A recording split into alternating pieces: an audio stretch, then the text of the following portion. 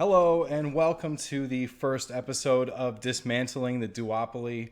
And I'm making this because I'm a little bit sick and tired of seeing people in my generation not speaking up and basically all just having the same views over and over again. And I grew up in this age. So I grew up in the time with the most internet freedom ever. And now we're starting to see that internet freedom go away, and we're starting to see corporations making very odd decisions for us. And it's finally time for me to speak up. So welcome to the show. And today, as the title suggests, I'm going to be speaking about two subjects: the fact that corporations are people, and the speculation that people are corporations. Now, that last part gets a little bit weird, and it's kind of something I've been taking out for a while as like a parlor trick at parties, or when I go to see my friends. I'll just, whip out some of these facts about this that just make you scratch your head. It's ridiculous. And I'm sorry, I don't have the best video quality yet. I'm doing this on a crappy laptop, but, I got a pretty good microphone, so things should be pretty good. This at least should be something interesting for us to talk about. And to start out, let's talk about the first thing. Corporations are people. So there's a concept called corporate personhood. And in this concept, it's basically something that popped up in the 1800s, saying that corporations wanted to start having some of the same and similar rights as people, acting in the legal sense as the entity of a person in the places of, or for things like lobbying and for things like donating to political campaigns. So this is not something new, and it's something that mainly the left side has an anger about. And, they always complain that the right side is, egging this on. But I'm going to show you that this actually goes a lot deeper than just thinking about, this side's bad or that side's bad. There's some really, really deep and weird things going on with this. Now, the first thing is, people talk a lot about Citizens United. And that was a case that went before the Supreme Court in 2010. And it basically said that corporations could act in the legal sense as people and donate as much as they want to political campaigns. And the result of that was mainly just saturating the market with tons and tons of ads from corporations about, slander on this person, ridiculous, ad about this person. And those just increased exponentially. And, we've gone further and further away from, what the people actually want. Now, here's the thing. Corporations would not want to be people if people weren't more powerful than corporations.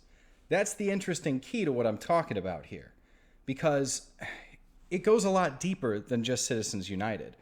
In 1871, they established the District of Columbia as a corporation, effectively making the United States into a corporation and having the president as basically the CEO.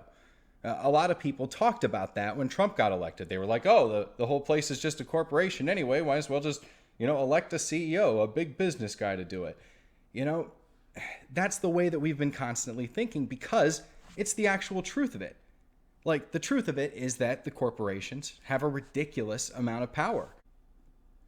And now I'm going to talk about a concept usually talked about in philosophy, the concept of personhood. And the question that I'm going to be asking is, if corporations are people corporations?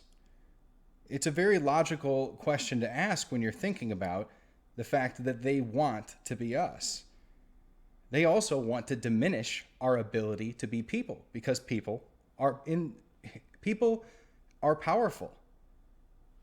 So I have been looking into this for a long time, and I can't really find many good explanations for some of the questions that I ask about this. And I don't really like that.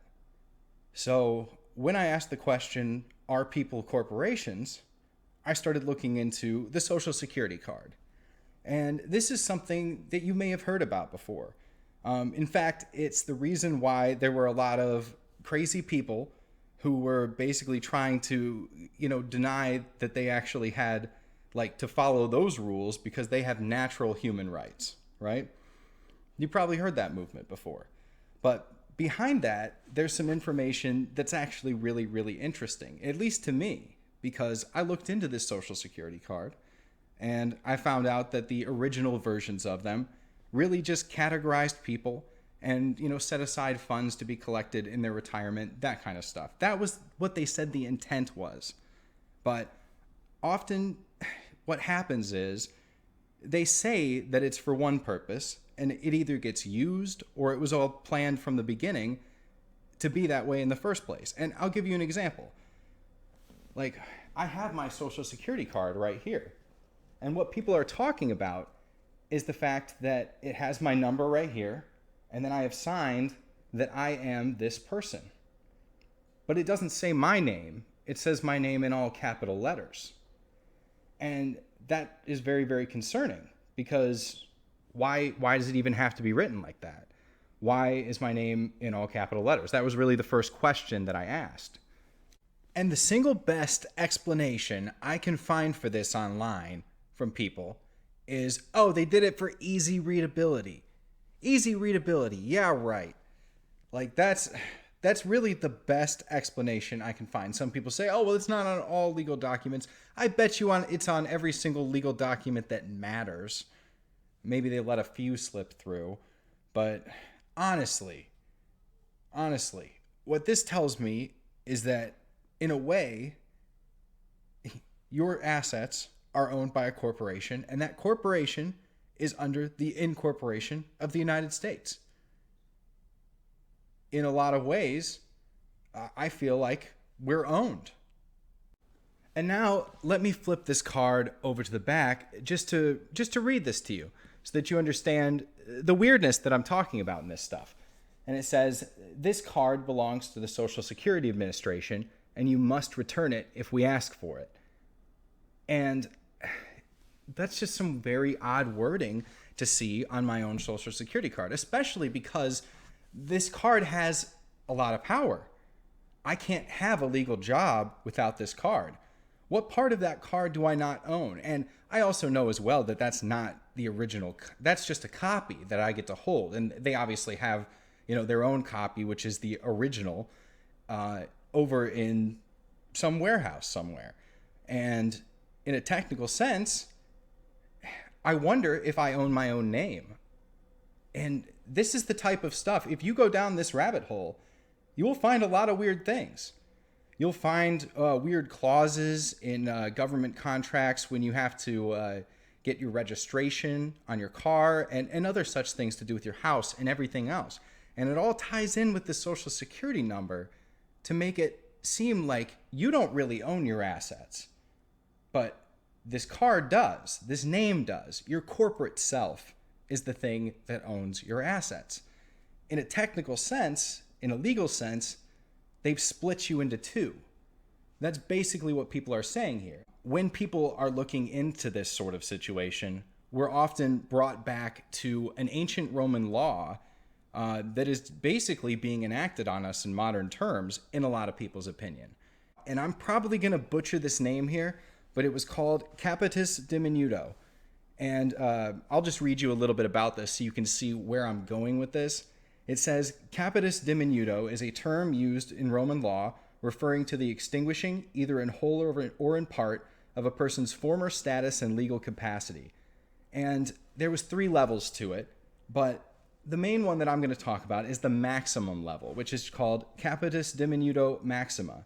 It's the greatest form of punishment, and it would say it involved the loss of liberty, citizenship, and family, basically being made a slave or a prisoner of war. And it was denoted back then as the capitalization of the letters of everybody's name.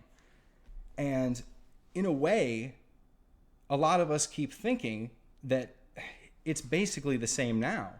They've made us a technical slave to this corporate system, to the corporate system that is America.